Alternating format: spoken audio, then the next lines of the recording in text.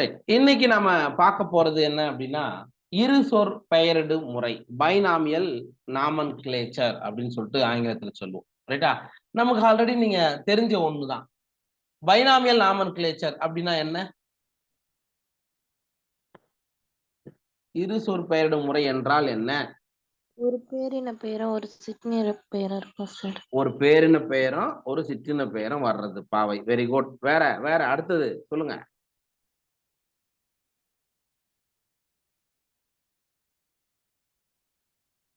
அவ்வளவுதானா? இருசொற் பெயரிடு முறை என்றால் என்னப்பா? அதற்கு அது ரிலேட்டடான ஏதாவது பாயிண்ட் சொல்லுங்க. பாவைக்கு மட்டும்தான் தெரியுமா? மத்தவங்க யாருக்குமே தெரியாதா? கரோலஸ் லின்னேயஸ் கண்டுபிடிச்சாரு. ஆமாப்பா, கார்லஸ் லின்னேயஸ் அப்படின்றவர் தான் இரு சொற் பெயரிடு முறையை தந்தவர். Okay, very good. அப்புறம் binomial nomenclature given by Carolus Linnaeus. Next, பேரின பெயர் ஃபர்ஸ்ட் இருக்கணும், சிற்றின பெயர் செகண்டா இருக்கும் சார். பேரின பெயர் முதல்ல வரணும், சிற்றின பெயர் பின்னாடி வரணும். Genus name first, species or specific epithet second. அப்ப இங்கிலீஷ் மொழி இருக்கியா?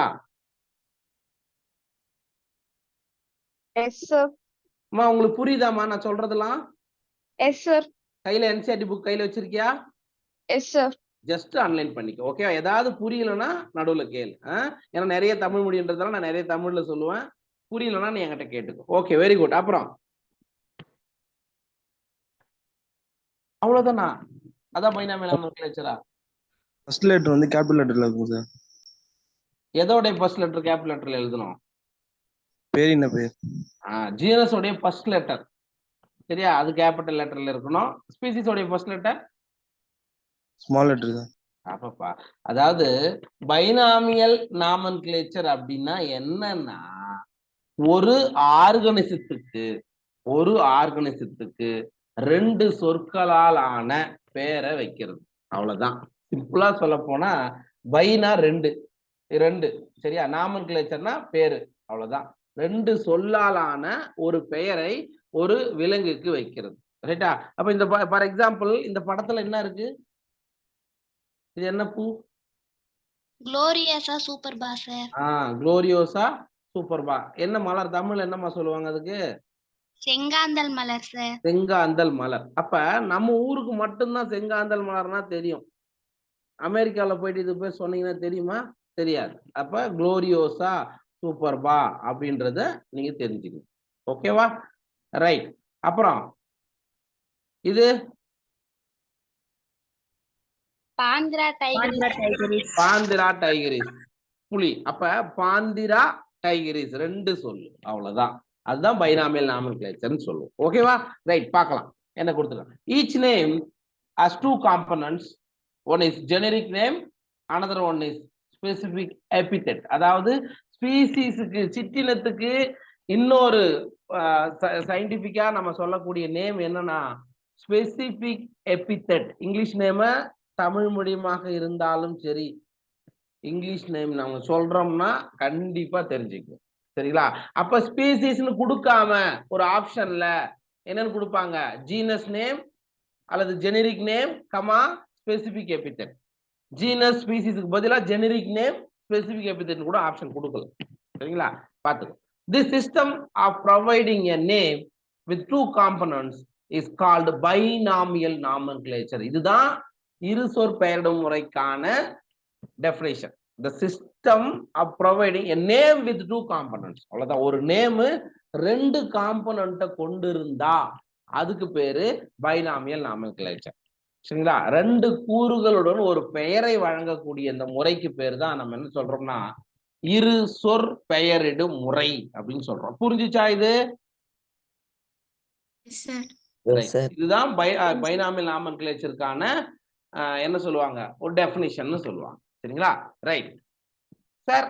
This naming system given by Carolus Linnaeus is being practiced by biologists all over the world. அதாவது இந்த இரு சொற் பெயரிடு முறையை முதல்ல நமக்காக தந்தவர் யார் அப்படின்னு பாத்தீங்கன்னா கரோலஸ் லின்னேயஸ் தான். கார்லஸ் லின்னேயஸ் சொல்லலாம் அல்லது கரோலஸ் லின்னேயஸ் சொல்லலாம். இவர் தான் ஃபர்ஸ்ட் நமக்கு இந்த பைனாமியல் நாமன்கிளேச்சர் அல்லது ஒரு உயிரினத்துக்கு இரு சொல்லாலான பெயரை வைக்கக்கூடிய முறையை அறிமுகப்படுத்தினவர் யாருன்னா இவர்தான். சார் இவர் அறிமுகப்படுத்திய பின்னர் இவர் இன்ட்ரடியூஸ் பண்ண பிறகு உலகத்துல இருக்கக்கூடிய எல்லா பயாலஜிஸ்டும் அல்லது பயாலஜிக்கல் சயின்டிஸ்ட் எல்லாம் இருக்காங்க இல்லையா, அவங்க எல்லாருமே இந்த இருசொற் பெயரிடும் முறையை என்ன பண்றாங்க, பின்பற்றுறாங்க. சரிங்களா? இது வந்து உலகத்தில் இருக்கக்கூடிய அனைத்து உயிரியல் அறிஞர்களாலும் இந்த இருசொற் பெயரிடும் முறைதான் ஏற்றுக்கொள்ளப்பட்டது. சரி, நிறைய முறைகள் இருந்தது அந்த காலத்துல. ஆனா அனைவராலும் ஏற்றுக்கொள்ளப்பட்ட ஒரு உயிரினத்துக்கு பெயர் வைக்கக்கூடிய ஒரு முறை அப்படின்னு பாத்தீங்கன்னா அது எதுதான்?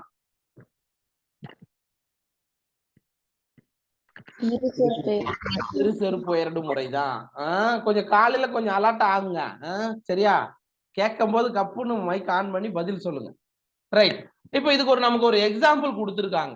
சரிங்களா? பைனாமியல் நாமென்கிளேச்சருக்கு வந்து ஒரு எக்ஸாம்பிள் கொடுத்துருக்காங்க. அது பார்க்கலாம் எப்படி இருக்குன்னு. This naming system using a two-word format was found convenient. அதாவது சார் ஒரு உயிரினத்துக்கு 2 வார்த்தைகளை பயன்படுத்தி பேர் வைக்கிறது அப்படின்றது ரொம்ப ஈஸியா இருந்தது. எல்லாராலையும் ஈஸியா ப்ரொனன்சியேஷன் பண்ண முடிஞ்சதாக இருந்தது. சரிங்களா? Let us take the example of mango to understand the way of providing scientific names better. அப்ப இப்ப நம்ம என்ன பண்ண போறோம் அப்படின்னா, மாமரம் இருக்கு இல்லையா, அத நம்ம ஒரு எடுத்துக்காட்டா எடுத்துக்கிட்டு, சரிங்களா, அத எப்படி நாம வந்து அதுக்கு அறிவியல் பெயரை சூட்டுறாங்க, அறிவியல் பெயரை கொடுக்குறாங்க அப்படின்றத நம்ம பார்க்கலாம். The scientific name of mango is written as Mangifera indica. Sir இங்கிலீஷ்ல இருக்கிறதையும் நீங்க பாருங்க. அப்ப நீங்க மேங்கோவுடைய அறிவியல் பெயர் என்ன? Mangifera indica. சரிங்களா? தமிழ்ல எழுதுனீங்கன்னா இப்படிதான் எழுதணும். அன்லைன் பண்ணி வைப்பீங்க. அதெல்லாம் நம்ம பைனாமியல் நாமென்கிளேச்சருடைய ரூலை நம்ம பார்க்கும்போது அதை பார்த்துக்கலாம். சரிங்களா? அப்ப நமக்கு மாங்காய் அல்லது மாம்பழம் அதனுடைய அறிவியல் பெயர் என்ன? Mangifera indica. இது மட்டும்தான் கொடுத்திருக்காங்கன்னா இது மட்டும்தான் கேள்வியா வரும். பாருங்க. Let us see how it is a binomial name. எப்படி இது வந்து ஒரு இருசொற் பெயரிடும் முறை அப்படின்றத நாம பார்க்கலாம். In this name, Mangifera represents the genus, while indica is a particular species or a specific species. இதுல Mangifera என்பது எதனை குறிக்கிறது? பேரின பெயரை குறிக்கிறது. Mangiferaன்றது எதை குறிக்கிறது? பேரினத்தை குறிக்கிறது. இண்டிகா அப்படின்றது ஸ்பெசிபிக் எபிதெட் அல்லது ஸ்பீசிஸ், ஒரு குறிப்பிட்ட சிற்றினத்தை குறிப்பதுதான் இண்டிகா. இது புரியுதா? அப்படியே ஜஸ்ட் உங்களோட புக்ல அந்த இடத்த ஒரு அன்லைன், அவ்வளவுதான். அன்லைன் பண்ணலாம் கூட உங்களுக்கு பிரச்சனை கிடையாது, நாங்க ஹைலைட் பண்ணி கொடுத்துருப்போம், பாத்துக்கோ. அப்ப இதுதான் எல்லாருக்கும் தெரிஞ்சதுதான் மாமரம், அதனால ஒண்ணும் பிரச்சனை கிடையாது. பாருங்க. Right sir. இப்ப ஒரு உயிரினத்திற்கு நீங்க வந்து 2 சொல்லாலான பெயரை வைக்கிறீங்க, 2 காம்பனன்ட்ஸாலான ஒரு வேர்டை வைக்கிறீங்க அப்படின்னும் போது, ஒரு பேரை வைக்கிறீங்க, ஒரு நேம் வைக்கிறீங்க அப்படின்னும் போது அதுக்கு ரூல்னு ஒண்ணு இருக்கும். இந்த ஐசிபிஎன் தான் இந்த ரூலை கொடுத்தாங்க. சரிங்களா? அப்ப இந்த இருசொற் பெயரிடும் முறைக்கான விதிகள் எப்படி இருக்கணும்? நீங்க சும்மாலாம் பேர் வைக்க கூடாது, இதெல்லாம் கிரிட்டீரியாவெல்லாம் அது என்ன பண்ணணும், ஃபுல்ஃபில் பண்ணணும் அப்படின்னு சொல்லிட்டு சொல்றாங்க. ஃபர்ஸ்ட் ரூல் என்ன அப்படின்னா, biological names R generally in Latin and written in italics. அதாவது உயிரியல் பெயர், ஒரு உயிரினத்திற்கு நீங்க பெயரை கொடுக்கும் போது அது எப்படி இருக்கணும் அப்படின்னா லத்தீன் மொழியில தான் இருக்க வேண்டும். லத்தீன் மொழியில தான் அந்த பெயர் இருக்க வேண்டும். அதே மாதிரி நீங்க எழுதும் போது அதை என்ன பண்ணணும், இட்டாலிக்ஸ். இட்டாலிக்ஸ் என்னையா?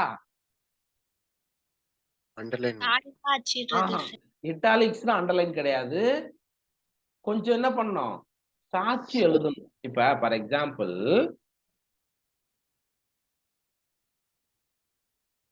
இது வந்து மாஞ்சிஃபெரா, கரெக்டா? இது நார்மலா நம்ம எழுதுறது. இட்டாலிக்ஸ் என்ன தெரியுமா? புரியுதாப்பா? கொஞ்சம் லைட்டா சாஞ்சி இருக்கா? இந்த ஐக்கும் வித்தியாசம் இருக்காமா? இருக்கா இல்லையா? இது இந்த மாதிரி கொஞ்சம் சாட்சி எழுதுறதுக்கு பேர் தான் இட்டாலிக்ஸ். இட்டாலிக்ஸ்னா அதான் அர்த்தம். ஓகேவா? அப்ப நீங்க ஒரு ஒரு ஒரு பிளான்ட்டுக்கு பேர் வைக்கிறீங்கன்னா அது எந்த லாங்குவேஜ்ல இருக்கணும்? லத்தீன் மொழியில இருக்கணும். சரிங்களா? அப்ப அப்படி அப்படி இது பண்ணும்போது என்ன பண்ணணும்? எழுதும் போது சற்று சாய்வாக எழுத வேண்டும். அதான் அர்த்தம். they are latinized or derived from latin irrespective of the origin. அப்ப இது வந்து லத்தீன் மொழியிலிருந்து உருவானதா தான் இருக்கணும். அங்கிருந்து தான் ஆரிஜின் ஆனதா இருக்கணும் இந்த பேர். ஓகேவா? ஜஸ்ட் அதுதான் இங்க குறிக்கிறாங்க. நமக்கு தேவை லத்தீன் மொழியில் இருக்கணும். முக்கியமானது லத்தீன் மொழியில் இருக்கணும். எழுதும் போது எப்படி எழுதணும்? இட்டாலிக்ஸ்ல எழுதணும். ஓகேவா? நெக்ஸ்ட், உயிரியல் பெயரில் உள்ள 2 சொற்களும் கைகளால் எழுதப்படும் போது தனித்தனியாக அடிக்கோடிட வேண்டும். அப்ப இங்க இந்த இடத்துல என்ன சொல்றாங்க அப்படின்னா, இப்ப மாஞ்சிபெரா இது வந்து இண்டிகா. நான் என்ன பண்றேன்? கையால தான் எழுதியிருக்கேன். அப்ப எழுதும் போது நான் என்ன பண்ணணும்னா, இங்க ஒரு கோடு, இங்க ஒரு கோடு போடணும். புரியுதா? Yes, sir. Both the words in a biological name, when unwritten, are separately underlined or printed in italics to indicate their Latin. அது இது லாத்தின் மொழியிலிருந்து தான் உருவானது அப்படின்றத நாம குறிக்கக்கூடிய வகையில நீங்க என்ன பண்ணணும்? இந்த மாதிரி தான் தனித்தனியா எழுதிட்டு அடியில அன்லைன் பண்ணணும்னு சொல்றாங்க. சரிங்களா? அதே மாதிரி சார் நான் பிரிண்ட் பண்றேன், டைப் பண்ணி ஒரு பேப்பர்ல பிரிண்ட் பண்றேன் அப்படின்னா அது எப்படி இருக்கணும்? அது எப்படி இருக்கணும்? இட்டாலிக்ஸ்ல இருக்கணும். இதோ இங்க கொடுத்துருக்கல கொஞ்சம். நீங்க ஒண்ணுமே இல்லப்பா, நீங்க சிஸ்டத்துல உட்காந்து டைப் பண்ணீங்க அப்படின்னா நீங்க என்ன பண்ணலாம்? இப்ப இந்த மாஞ்சிபெரா இண்டிகா இதை மட்டும், ஃபார் எக்ஸாம்பிள் இதை மட்டும் நீங்க செலக்ட் பண்றீங்கன்னு வச்சுக்கோ, மேல இட்டாலிக்னு ஒரு ஆப்ஷனே கொடுத்துருப்பான். அது கிளிக் பண்ணீங்கன்னா அது அப்படியே சாஞ்ச மாதிரி வந்துடும். அந்த மாதிரி பண்ணணும்னு சொல்றாங்க. சரிங்களா? The first word in a biological name represents the genus, while the second component denotes the specific epithet. அதாவது இருசொற் பெயர்ல அந்த உயிரினத்துக்கு பெயர் வைக்கும் போது முதல் வார்த்தை எதை குறிக்கும் அப்படின்னா பேரினத்தை குறிக்கும். சரிங்களா? ரெண்டாவது வார்த்தை எதை குறிக்கும்? சிற்றினத்தை குறிக்கும். அப்ப முதல் வார்த்தை இந்த பேரினம் இருக்கு இல்லையா, அதனுடைய ஃபர்ஸ்ட் லெட்டரை என்ன பண்ணணும்? கேபிட்டல் லெட்டரால எழுதணும். ஃபார் எக்ஸாம்பிள் இப்ப மாஞ்சிபெரா, இங்க பாருங்க, இதான ஃபர்ஸ்ட் லெட்டர்.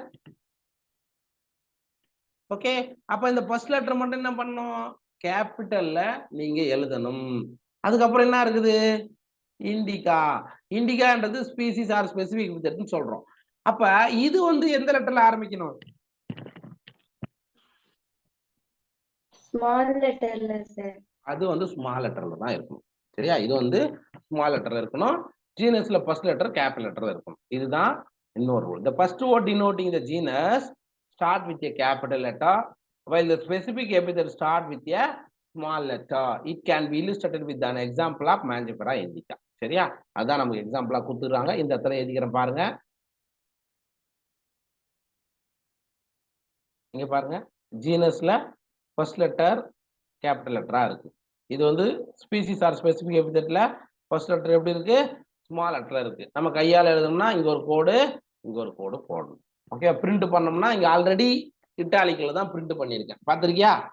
பார்த்தா லைட்டா சாஞ்ச மாதிரி இருக்காமா? Yes, sir. Right pa. Okay. Next, name of the author appears after the specific epithet, that is at the end of the biological name, and is written in an abbreviated form. Example, Mangifera indica Linn.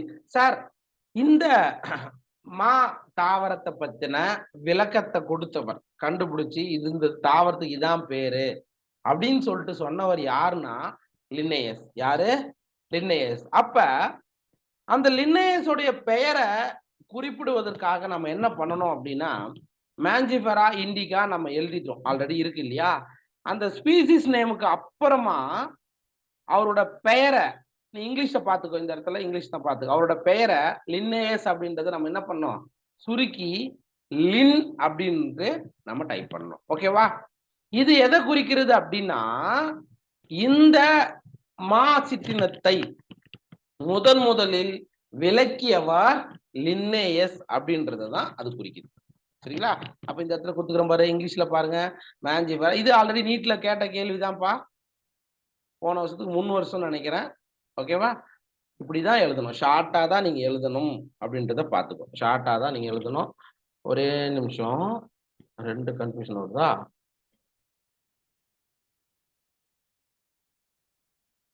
Double என்ப்பா. சரியா? Double N. LINN. புக்ல என்ன கொடுத்துருக்கேன்? எப்படி கொடுத்துருக்கேன்? ஒரு என்ன ஆமா, இன்னொரு எண்ணு போட்டுக்கு பாராச்சா அந்த இடத்துல. இன்னொரு எண்ணு அந்த இடத்துல போட்டுக்கோ. அந்த பிழையை திருத்திக்கொள்.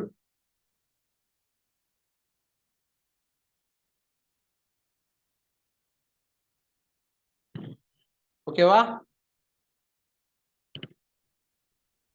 இங்கிலீஷ்ல கொடுக்கும்போது நம்ம ஈஸியா என்ன பண்ணிடலாம், கண்டுபிடிச்சிடலாம். பிரச்சனை இருக்காது உங்களுக்கு. சரிப்பா.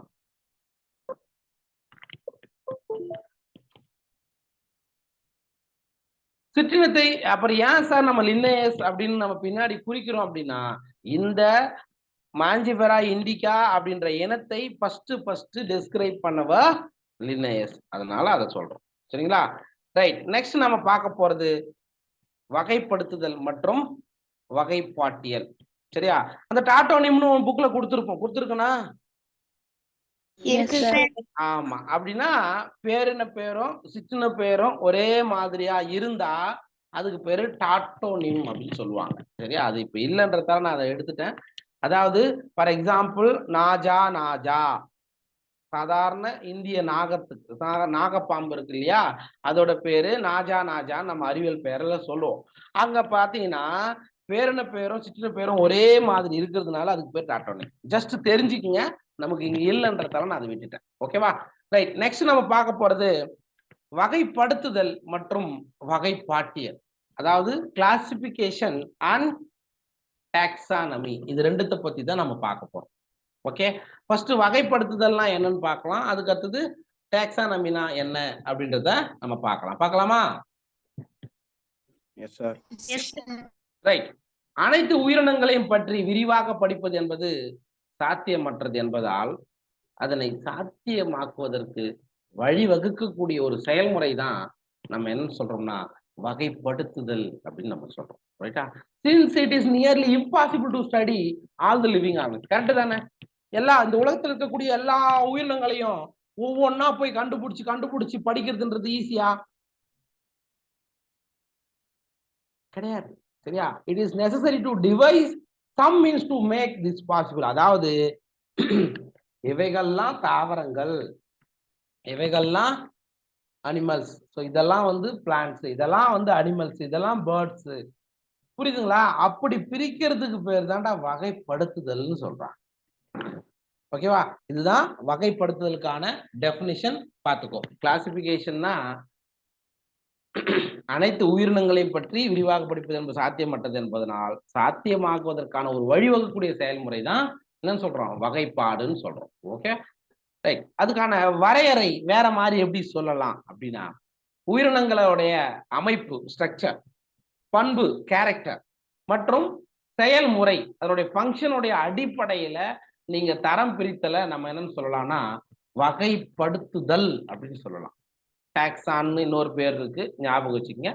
அப்போ ஒரு உயிரினத்தை பாக்குறீங்க, அதோட அமைப்பு எப்படி இருக்கு, அதோட கேரக்டர் என்ன மாதிரியான வேலையை செய்யுது, அதன் அடிப்படையில பிரிக்கிறதுக்கு பேரு வகைப்படுத்துதல் அப்படின்னு சொல்லிட்டு சொல்லலாம். ஓகேவா? So classification is the process by which anything is grouped into convenient category based on some easily observable characters.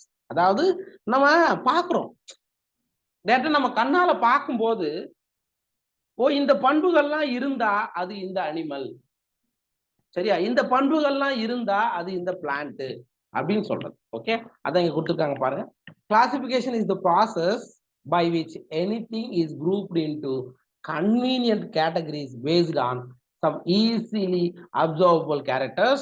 For example, we easily recognize groups such as plants or animals or dogs, cats or insects. சரிங்களா? அப்ப நம்ம டைரக்டா நம்ம கண்ணால பாக்குறோம் இல்லையா, அதை பத்தி உயிரினங்களை பிரிக்கிறோம். ரைட்டா? இப்ப எதன் அடிப்படையில தாவரங்கள் நீங்க பிரிக்கிறீங்க சொல்லுங்க. ஜஸ்ட் அப்படி நடந்து போறீங்கப்பா, இதெல்லாம் பிளான்ட்னு சொல்றீங்க, எதன் அடிப்படையில சொல்றீங்க?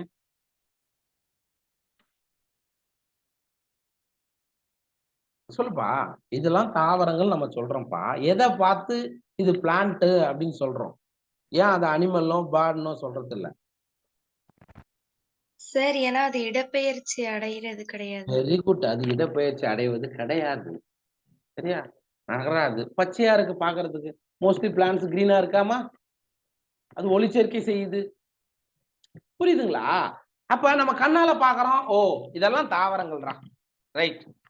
அதுக்கப்புறம் நிறைய அனிமல்ஸ் பாக்குறோம். அனிமல்ஸ்னா நாய் இருக்கும், பூனை இருக்கும், எல்லாமே இருக்கும். அதெல்லாம் ஜென்ரலா சொன்னீங்கன்னா விலங்குகள்னு சொல்லிடலாம். அதுல ஸ்பெசிபிக்கா நீங்க பிரிக்கும் போது என்ன சொல்றீங்க? இதெல்லாம் நாய்டா.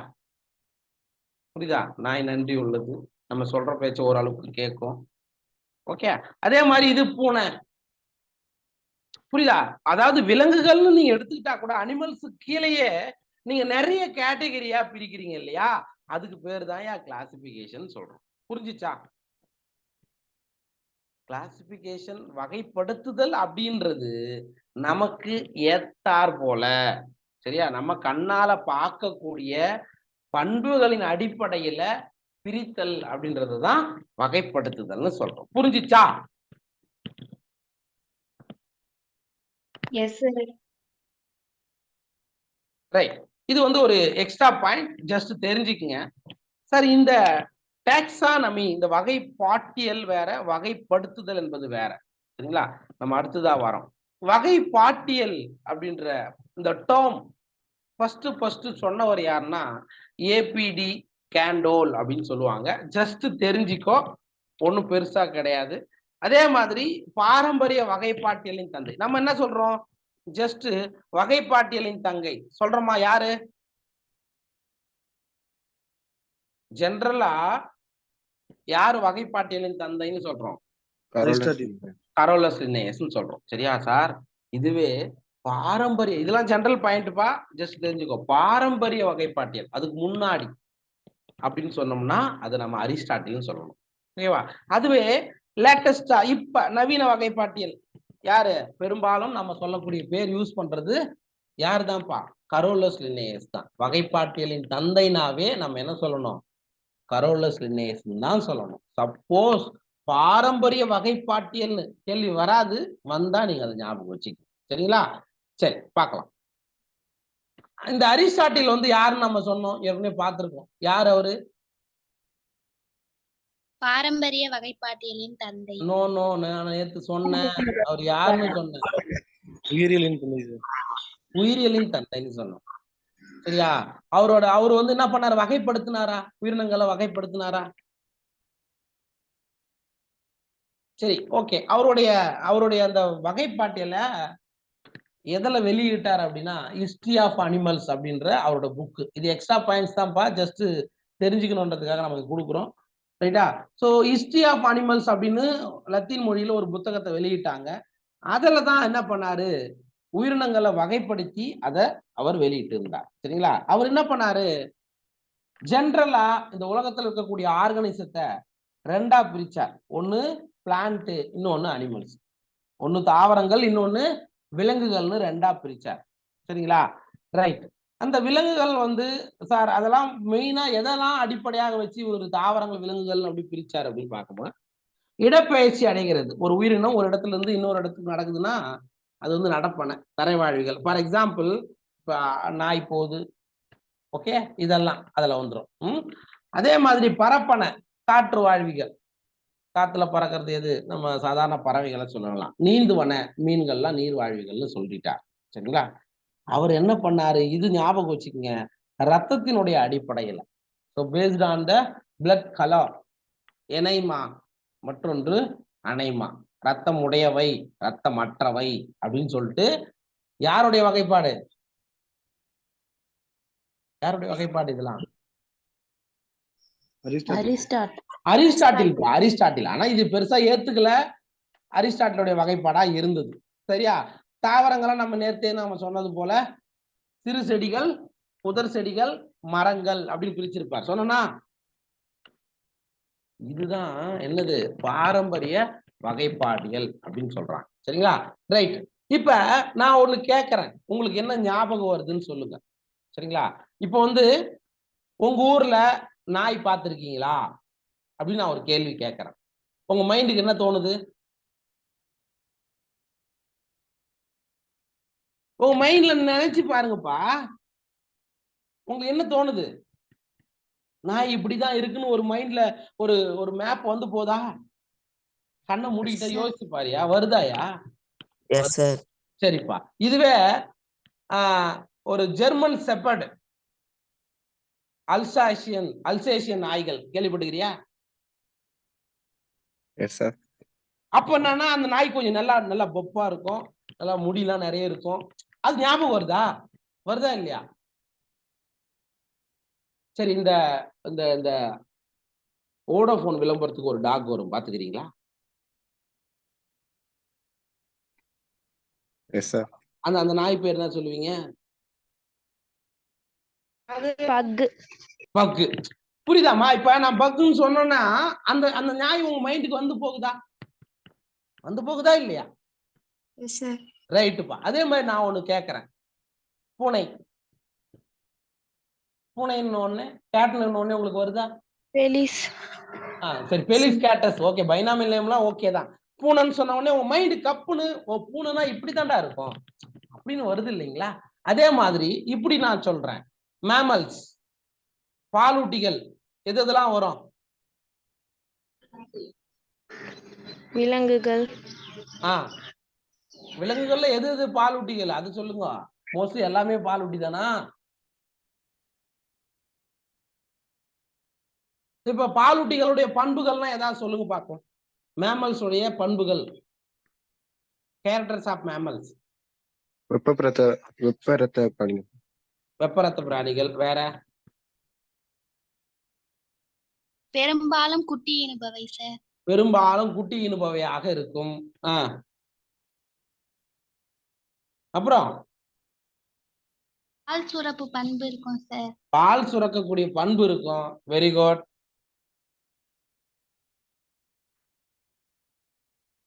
வேற ஏதாவது? காதுகள்லாம் இருக்கும். இப்ப பாலூட்டிகள்னு வச்சுக்கிட்ட காது இருக்கு, உடம்புக்கு மேல முடியெல்லாம் இருக்கும். ஒரு இமேஜின் நம்ம பண்ணி பாக்குறோம் இல்லைங்களா? சரியா? இதெல்லாம் எதுல வருதுன்னா கிளாசிபிகேஷன்ல வரும். இதெல்லாம் பாலூட்டி. இப்ப நீங்க சொல்றீங்கல்ல, பால் சுரக்கும் பண்பு, குட்டியினும் பண்பு, சரிங்களா? இதெல்லாம் அப்படின்னு வரும். ரைட்டா? ரைட்டுப்பா. இதே மாதிரி நான் இன்னொன்னு கேட்கறேன். இப்போ வந்து நம்ம அனிமல்ஸ் பத்தி எல்லாம் பார்த்தோம். நான் என்ன சொல்றேன்? கோதுமை அப்படின்னு சொல்றேன், வீட். உங்க மைண்டுக்கு என்ன ஞாபகம் வருது? ரேஷன் கார்டுல அம்மா கூட போயிட்டு வாங்கி வருதா? ஜஸ்ட் கோதுமை இப்படிதான் இருக்குன்னு உங்க மைண்டுக்கு தெரியுதா இல்லையாப்பா? அதே மாதிரி நெல்லு புரியுதுங்களா? அதே இதெல்லாம் நம்மளுடைய மைண்ட்ல ஒரு பிக்சரா வந்து போகுது. இப்ப நான் நெல்லுன்னு சொல்லும் போது மாமரம் வருமா மைண்டுக்கு? உங்க மைண்டுக்கு வருமா? வராது இல்ல. இதெல்லாம் என்னடா அது ஏதோ கதை விட்டுக்கிறாருன்னு நினைக்காத. எல்லாம் என்சிஆர்டில கொடுத்துக்கிற ஒரு மாதிரியான என்ன சொல்றது, உங்களுக்கு விளக்கக்கூடிய பண்புகளை தான் நான் உங்களுக்கு கேட்கறேன். சரியா? அப்ப ஏன் சார் நாங்க நெல்லுன்னு சொன்ன உடனே நெல் தாவரம் மட்டும் தான் நம்ம மைண்டுக்கு வருதுன்னா, சின்ன வயசுல இருந்தே நமக்கு என்ன சொல்லிட்டாங்க, இதாண்டா நெல்லு, இப்படிதான் இருக்கும் அப்படின்னு சொல்லிட்டு ஆல்ரெடி என்ன பண்ணிட்டாங்க, வகைப்படுத்திட்டாங்க. அதனால நம்ம மைண்டுக்கு வந்து போகும். புரியுதா? ரைட், ஓகே, பார்க்கலாம். இது நம்ம ஏற்கனவே சொல்லிட்டோம். ஆர்டினரி நேம், சாதாரண பெயர்னா என்னப்பா? நம்ம ஊருக்கு நமக்கு ஏத்த மாதிரி, சரியா, நம்ம பகுதிகளுக்கு ஏத்த மாதிரி ஒரு பேரை வைக்கிறது பேர் தான் ஆர்டினரி நேம். சரி. நாய்கள், பூனைகள், பாலூட்டிகள், கோதுமை, நெல் போன்றவை நம் வசதிக்கேற்ப நாம் பயன்படுத்தக்கூடிய பிரிவுகள். இதெல்லாம் கேட்டகரி நாம பிரிச்சுக்கிட்டோம். சரியா?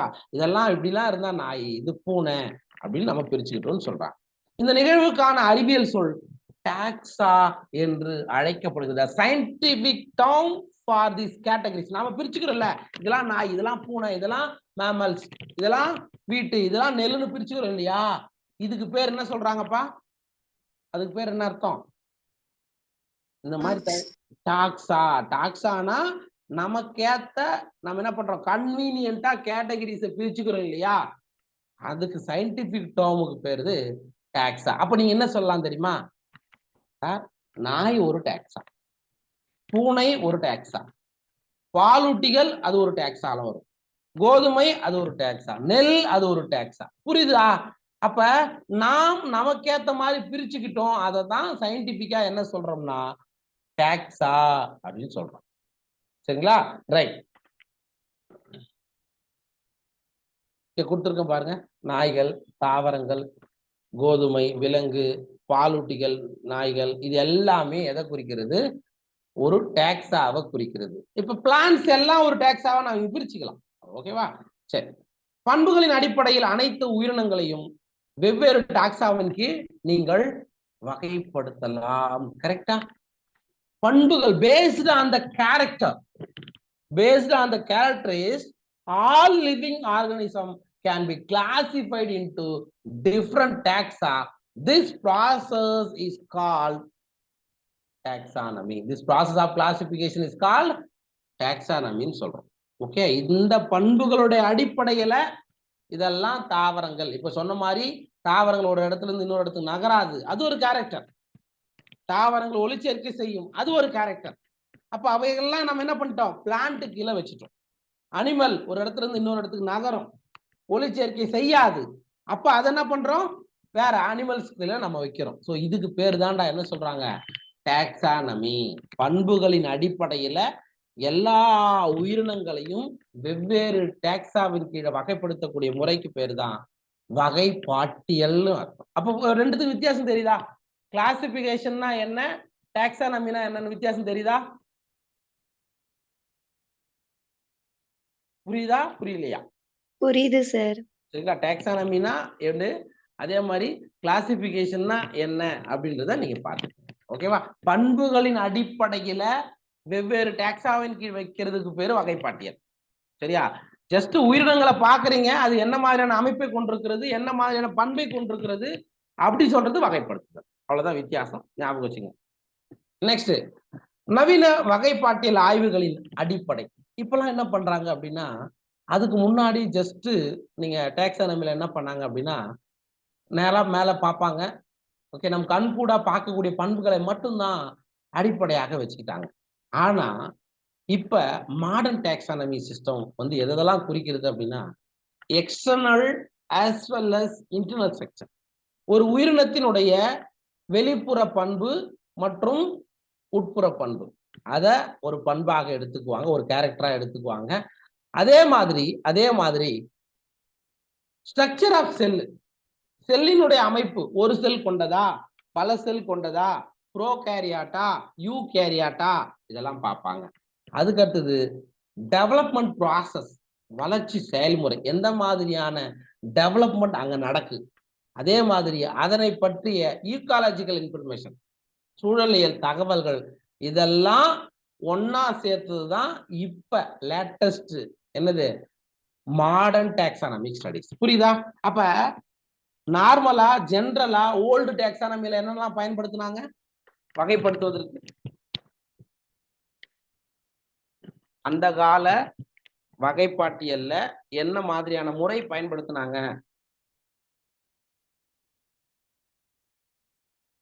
ஜஸ்ட் நம் கண்ணால் காணக்கூடிய பண்புகளை மட்டுமே அடிப்படையாக கொண்டது பழைய டாக்ஸானமி. மாடர்ன் டாக்ஸானமின்றது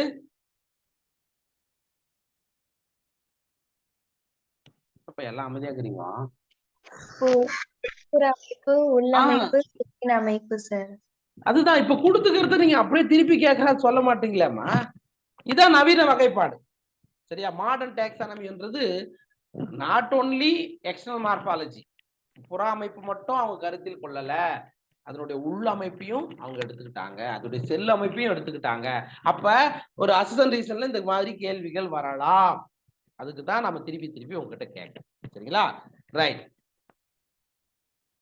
வகைப்பாட்டியலுக்கான அடிப்படை செயல்முறைகள் சார். இப்ப நீங்க வந்து டாக்ஸானமி மூலமா நீங்க பண்ணணும். பேசிக்ஸ் ஆஃப் டாக்ஸானமி என்ன சார்? அதுக்கு என்னென்னலாம் அடிப்படை, எது பேசிஸ் ஆஃப் டாக்ஸானமில வராது அப்படின்னு கூட கேள்விகள் கேட்கலாம். பாருங்க, பேசிஸ் ஆஃப் டாக்ஸானமி இயல்பு ஆய்வு, கேரக்டரைசேஷன். ஃபர்ஸ்ட் ப்ராசஸ் என்னதுங்க?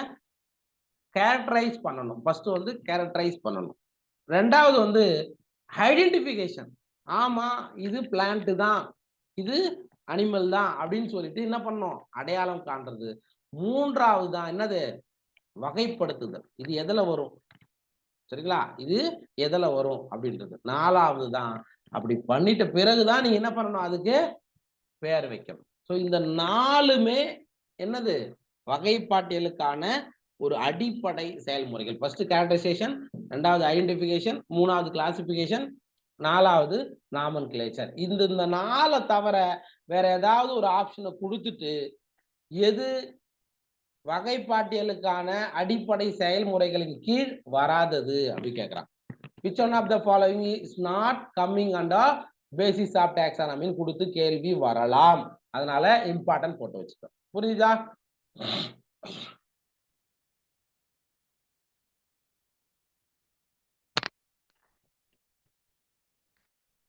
நெக்ஸ்ட் நம்ம பார்க்க போறது சிஸ்டமேட்டிக்ஸ். சரிங்களா? சிஸ்டமேட்டிக்ஸ்னா தமிழ்ல என்ன சொல்லுவோம்னா முறைப்பாட்டியல் அப்படின்னு சொல்றாங்க. முறைப்பாட்டியல் அப்படின்னு சொல்றாங்க. சரிங்களா? ரைட். சிஸ்டிமா அப்படின்றது எதை குறிக்கும் அப்படின்னா அது ஒரு லாட்டின் வேர்ட். சிஸ்டிமா அப்படின்றது ஒரு லாட்டின் வேர்டு, லாத்தின் மொழியிலிருந்து உருவானது. சிஸ்டிமானா லத்தீன் வார்த்தை. இதுக்கான சிஸ்டமேட்டிக்ஸ் அப்படின்னா என்ன அர்த்தம்னா உயிரினங்களை முறையாக வகைப்படுத்துதல். Systematic arrangement of organism, that is known as systematics சொல்றோம். அதுல சிஸ்டிமா என்ற வார்த்தைக்கான அர்த்தம் இதான், உயிரினங்களை என்ன பண்றீங்க, முறையா வகைப்படுத்துவது அப்படின்னு அர்த்தம். லினேயஸ் சிஸ்டிமா நேச்சுரே என்ற புத்தகத்தில் தன்னுடைய வகைப்பாட்டியலை வெளியிட்டார். இந்த இடத்துல அன்லைன் பண்ணுங்க சார். லினேயஸ் உடைய வகைப்பாட்டு முறை என்ன, வகைப்பாட்டு முறை அவரோட சொல்லுங்க பார்க்கலாம். கார்லஸ் லினேயஸ் என்ன வகைப்பாட்டு முறையை வெளியிட்டார்? திருசோர் பெயரிடும் முறை. நேச்சுரே. திருசோர் பெயரிடும் முறை. ஓகே. சிஸ்டிமா நேச்சுரே அப்படின்றது புக்கு. எந்த கிங்டம் கிளாசிபிகேஷன் பா, அதான்பா கேட்டேன். Two kingdom classification. ஆமாப்பா, அதே தானே, அதே சொல்ல மாட்டீங்க. ஓகே. ரெண்டுலக வகைப்பாட்டை தந்தவர் யாருன்னா கார்லஸ் லினேயஸ் தான் சார். அந்த வகைப்பாட்டு முறையை தான் ஃபர்ஸ்ட் சிஸ்டிமா நேச்சுரே அப்படின்ற புத்தகத்துல அவர் வெளியிட்டிருக்காரு. இது வந்து ரொம்ப முக்கியமான பாயிண்ட். நீங்க என்ன பண்ணுங்க, ஆன்லைன் பண்ணி வச்சுக்கோங்க. சரிங்களா? இவர் தான் கார்லஸ் லினேயஸ். ஓகே, நம்ம ஏற்கனவே அவரை பத்தி பார்த்துருக்கோம். ஃபாதர் ஆஃப் டாக்ஸானமி நீங்க சொல்றீங்க. ஓகே, வகைப்பாட்டியலின் தந்தை, நவீன வகைப்பாட்டியலின் தந்தைன்னா அவர் தான். சிஸ்டமேட்டிக்ஸ் என்பதனை உயிரினங்களுக்கு இடையே ஆன பரிணாம உறவை எடுத்து கூறுவது அப்படின்னு சொல்லலாம். ஓகேவா? Systematics takes into account evolutionary relationship between organism. Sir, இந்த உயிரினத்துக்கும் அந்த உயிரினத்திற்கும் பரிணாமத்துல என்ன ரிலேஷன்ஷிப் இருக்கு, இதுல இருந்து இது உருவானதா, அதுல இருந்து இது உருவானதா, அதுதான் சார் சிஸ்டமேட்டிக்ஸ். சிஸ்டமேட்டிக்ஸ்னா அதுக்கு என்ன சொல்லலாம், இன தொடர்பு தொகுப்பியல் கூட சொல்லுவாங்க. இதுக்கும் அதுக்கும் என்ன உறவு முறை இருக்கு அப்படின்றத எடுத்து கூறுவது சொல்லலாம். ஓகேவா? புரிஞ்சுச்சா? ஓகே. இப்ப இன்னைக்கு இப்ப ஆரம்பிச்சு நம்ம என்னென்னலாம் படிச்சோம், ஒரு ஜஸ்ட் ஒரு ரீகால். அதுக்கப்புறம் அடுத்த டாபிக் போலாம். கிளாசிபிகேஷன், அதாவது பைனாமியல் நாமன்கிளேச்சர்னா என்னன்னு பார்த்தோம். இருசோர் பெயரிடும் முறைனா என்னன்னு பார்த்தோம். அதுக்கு அடுத்தபடியா இருசோர் பெயரிடும் முறையில ஜீனஸ் நேம்னா என்ன, ஸ்பீசிஸ் நேம்னா என்ன, ஆர் ஸ்பெசிபிக் எபிதெட், பேர் என்ன, சிட்டின பேர் என்ன, சரியா, அதுக்கான ரூல் என்ன. பைனாமியல் நாமன்கிளேச்சர்ல ஒரு ஆர்கனைசத்துக்கு பேர் வைக்கும் போது என்னென்ன விதிமுறைகளை ஃபாலோ பண்ணணும் அப்படின்றத பத்தி படிச்சோம். அதுக்கப்புறம் எடுத்துக்காட்டா மேஞ்சிஃபரா இண்டிகா, சரியா, மாமரத்துக்கான அறிவியல் பெயரை கொடுத்துட்டு அங்க அந்த அறிஞருடைய பெயர், அத விவரிச்சருடைய பெயர் எப்படி எழுதணும் அப்படின்றத படிச்சோம். அதுக்கப்புறம் வகைப்படுத்துதல்னா என்ன, அதுக்கு அடுத்தது வகைப்பாட்டியல்னா என்ன, அதாவது கிளாசிபிகேஷன்னா என்ன, டாக்ஸானமினா என்ன, டாக்ஸா, சரியா, இப்போ நாய் ஒரு டாக்ஸா, தாவரம் ஒரு டாக்ஸா, டாக்ஸானா என்ன, இதை பத்தி நம்ம பார்த்தோம். அதுக்கு அடுத்ததா வேற என்ன பார்த்தோம்னா சிஸ்டமேட்டிக்ஸ். சரியா? சிஸ்டமேட்டிக்ஸ் லத்தீன் மொழியிலிருந்து உருவான அந்த வார்த்தை. அப்படின்னா சிஸ்டமேட்டிக்ஸ்னா என்னன்னா என்ன அர்த்தம் சொன்னேன். சிஸ்டமேட்டிக்ஸ் என்ன அர்த்தம்? உயிரினங்களை முறையாக வகைப்படுத்துதல். ஆமா, முறையாக வகைப்படுத்துதல் அல்லது உயிரினங்களுக்கு இடையான அந்த உறவு முறைகள், பரிணாம உறவு முறையின் அடிப்படையில வகைப்படுத்துதல் அப்படின்னு சொன்னோம். அதை லின்னேயஸ் தான் சொன்னாருன்னு சொன்னோம். ஓகேவா? இதுதான் நமக்கு இன்னைக்கு பார்த்த டாபிக். புரிஞ்சுச்சா? Yes sir. ரைட். நெக்ஸ்ட் நான் டாபிக் என்ன பார்க்க போறோம் அப்படின்னா டாக்ஸானமிக் கேட்டகரிஸ் அல்லது டாக்ஸானமிக் ஹையரார்கி, வகைப்பாட்டு படிநிலை. இது ஏற்கனவே படிச்சிருப்பீங்கல்ல, அப்படின்னா என்ன சொல்லுங்க பார்க்கலாம். டாக்ஸானமிக் என்னென்னலாம் கேட்டகரி இருக்கு?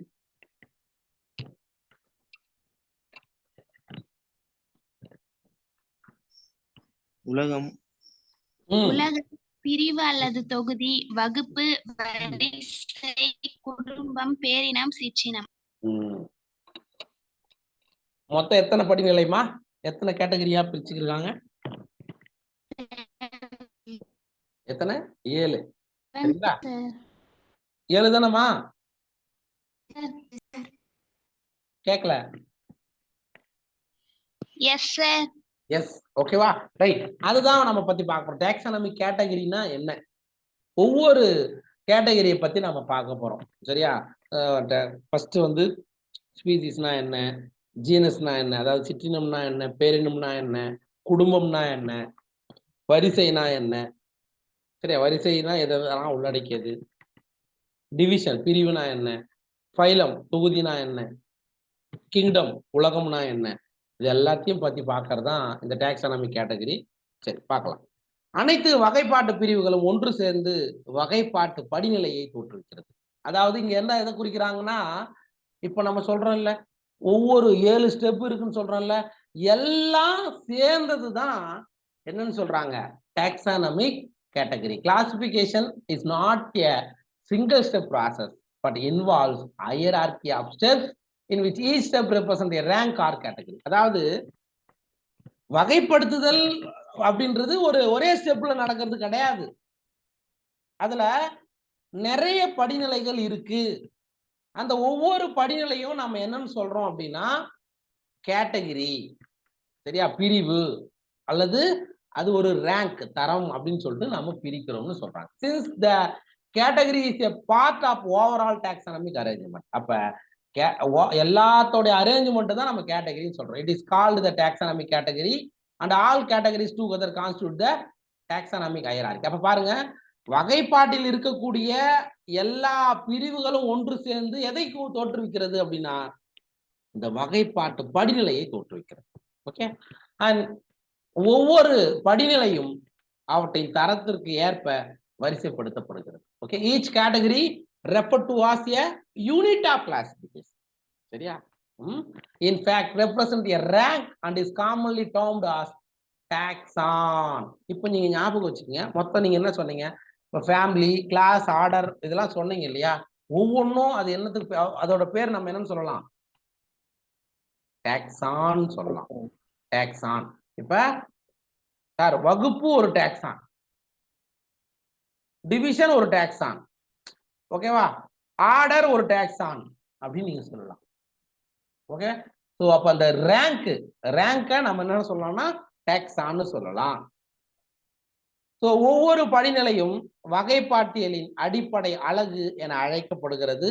இதைத்தான் நாம என்ன சொல்றோம், டாக்ஸான்னு சொல்றோம். ஃபார் எக்ஸாம்பிள், கிளாஸ் ஒரு டாக்ஸான், ஆர்டர் ஒரு டாக்ஸான், ஃபேமிலி ஒரு டாக்ஸான், ஜீனஸ் ஒரு டாக்ஸான், ஸ்பீசிஸ் ஒரு டாக்ஸான், அப்படி சொல்லிக்கிட்டே போகலாம். ரைட். அடுத்தது குழுக்கள் வகையை குறிக்கிறது. சார் அப்படின்னா என்ன சார்? ஒரு எக்ஸாம்பிளோட நம்ம ஒவ்வொன்றா கொண்டு போனாதான் நமக்கு இது புரியும். ரைட்டா? Groups represent category, that category for the denotes rank. அதாவது குழுக்கள் வந்து வகையை குறிக்கும். அந்த வகை எதை குறிக்கிறது, அது எந்த ரேங்க்ல இருக்குதுன்றதை குறிக்கும். சரிங்களா?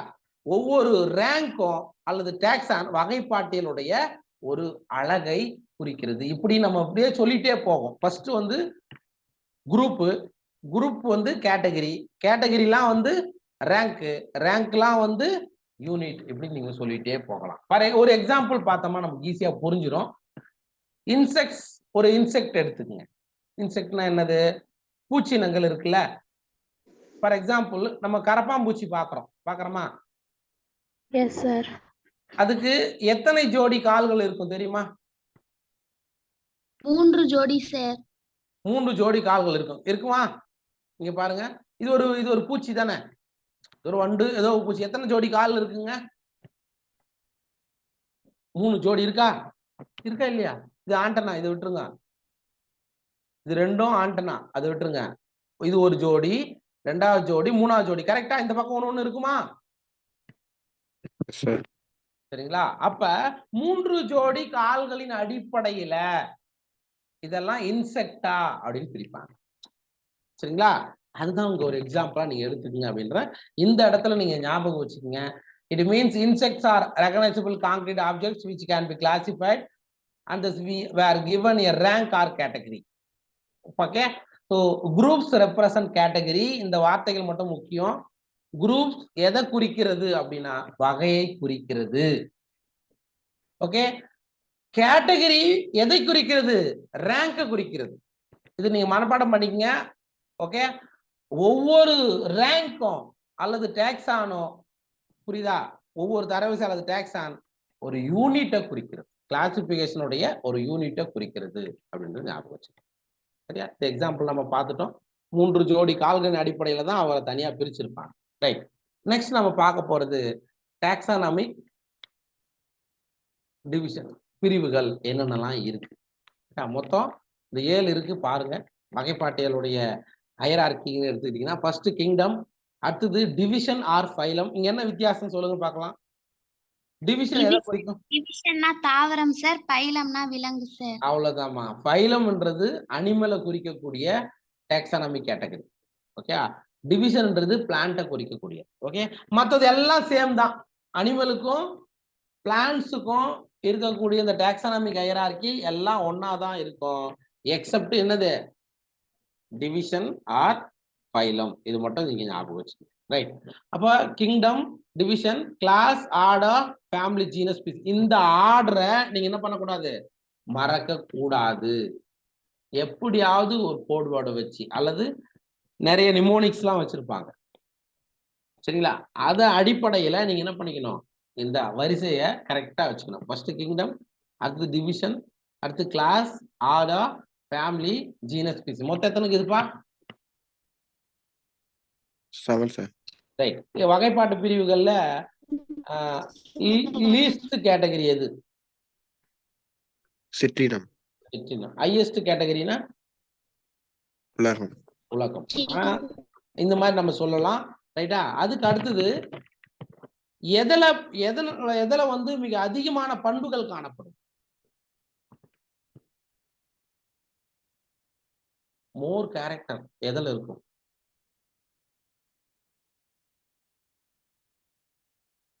செலக்ட் பண்ணக்கூடிய பண்புகளுடைய எண்ணிக்கை கீழிருந்து மேல போகும்போது, சிற்றினத்திலிருந்து கிங்டம் நோக்கி போகும்போது குறையுமா அதிகமாகுமா?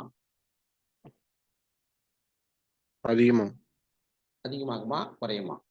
இப்ப சிற்றினம், அதாவது குரூப் ஆஃப் ரிலேட்டட் ஸ்பீசிஸ்லாம் ஜீனஸ், குரூப் ஆஃப் ரிலேட்டட் ஜீனஸ்லாம் ஃபேமிலி, குரூப் ஆஃப் ரிலேட்டட் ஃபேமிலிலாம் ஆர்டர். போக போக போக பண்புகளுடைய எண்ணிக்கை அதிகமாகாது. ஞாபகம் வச்சுக்கோங்க.